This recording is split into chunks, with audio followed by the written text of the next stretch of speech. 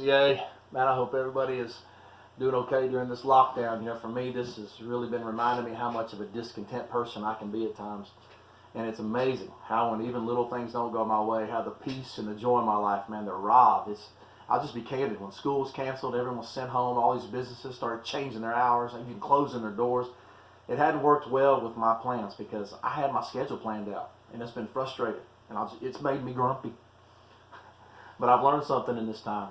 When I finally slowed down, accepted that this is just the way it is, and began to position myself for the Lord to kind of speak into my spirit, I realized that even in all this, He still has a plan.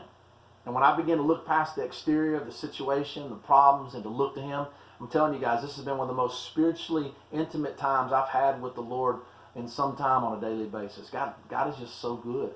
And as I thought more about this deal of contentment and being content wherever the Lord has me, I've begun to identify other areas and other scenarios in my life where it's so easy for me to lose perspective. And what I've come to realize is that I can be a really discontent person at times.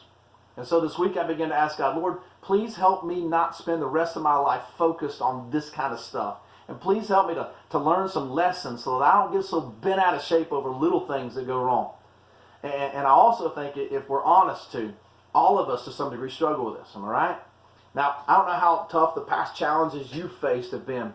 And I don't know how tough the corona lockdown has been on you. But the Apostle Paul, man, he has some serious stuff on his resume that I hope I don't ever encounter. I mean, being a disciple of Jesus Christ will always involve self-sacrifice, yes. And I think it'd be safe to say that if anyone had a right to be discontent with life, it had to be Paul. He suffered so many things for the cause of Christ. And I often wonder if I could even handle some of them and still find joy in my life, find joy in my relationships, find joy in my walk with Jesus. Here's Paul. Paul's this guy that has a call on his life. I mean, like all of us do. He knows that the Lord has set him apart to live out his call, to reach the world for Christ. He's got this type A personality and this vision from the Lord himself. And to top things off, he's convinced that God told him to do it. So he gets into this thing, starts planting these churches. He gets to see people come to Christ. He watches these churches grow all over the known world. I mean, it's just amazing to see what's taking place. But in the middle of all this incredible God movement, he's arrested. Now here we go.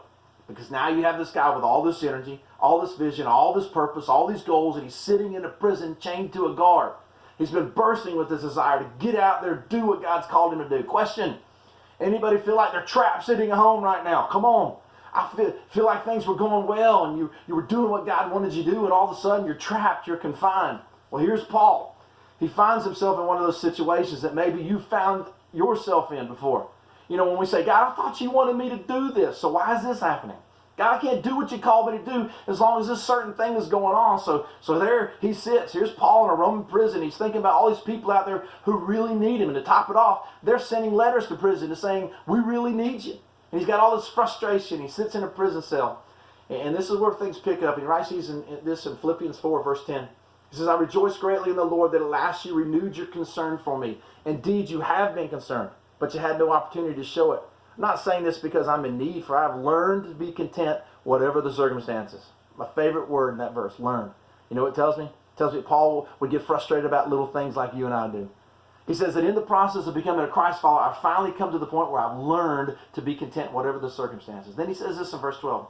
He says, I know what it is to be in need. I know what it is to have plenty. And look at this verse. I've learned the secret of being content in any and every situation. Paul says, look, it's a secret. In other words, the implication is this. Not many people can pull it off. Paul says there are not many people who could be sitting in a Roman prison when their desire and their calling in life has been ripped away and to not get bent out of shape. And he says, but I want to let you in on something. I've learned a little secret. It doesn't matter what happens around me. I'm content. I got my peace. I got my joy. And no circumstance whatsoever can rob me of it. Wow. I want me some of that. Guys, in this season we're in right now, man, seek the Lord. Be content in whatever situation he has you in.